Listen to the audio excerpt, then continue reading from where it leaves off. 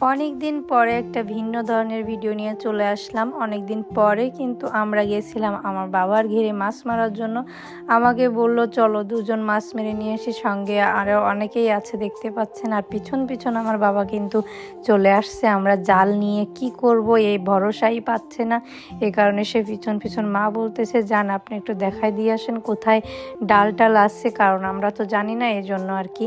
তো অনেক দিন পরে আসলাম নতুন জাল নিয়ে, জন্য বাবার সমস্যা হচ্ছে, কারো হাতে জাল কিন্তু ছাড়ে না। তারপরেও আমাদের তো আর না বলার উপায় নাই, আমরা চলে আসছি এই জন্য।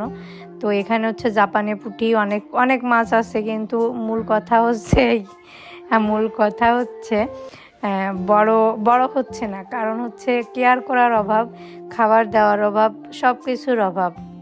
এই কারণে বড় হচ্ছে না মাছ।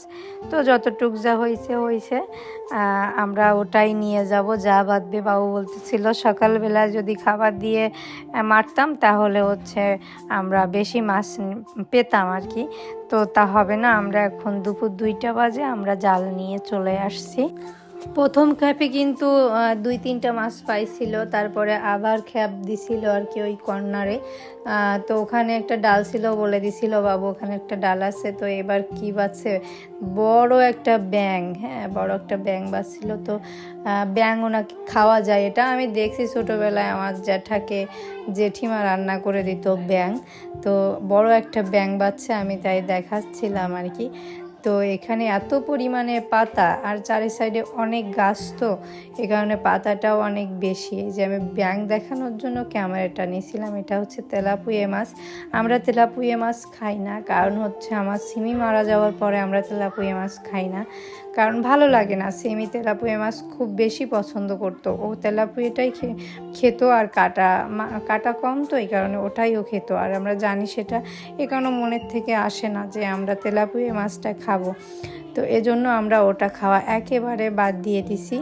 এই যে বাচ্চা, এটা আমরা খাবো না, এটা খাওয়ার জন্য আরও অনেক লোক আছে, এই কারণে উঠাই নিলাম এই মাছটা। এই যে একটা বাচ্ছিল, দেন আগের বার ছোটো ছোটো অনেকগুলো বাচ্ছিল, কিন্তু ফেলে দিছিলাম।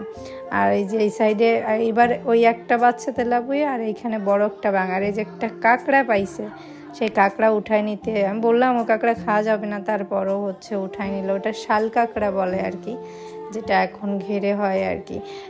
ওই কাঁকড়ার মতো স্বাদ লাগে না। আর এই যে আমি বলতেছিলাম ব্যাং, সে কই ব্যাংটা, ওই যে ওই ঝুলে আছে ব্যাংটা এই যে শীত হয়ে পড়ে আছে, চার হাত পা চারিদিকে দিয়ে, ওই যে বললাম ছেড়ে দিতে, সে ছেড়ে দিল।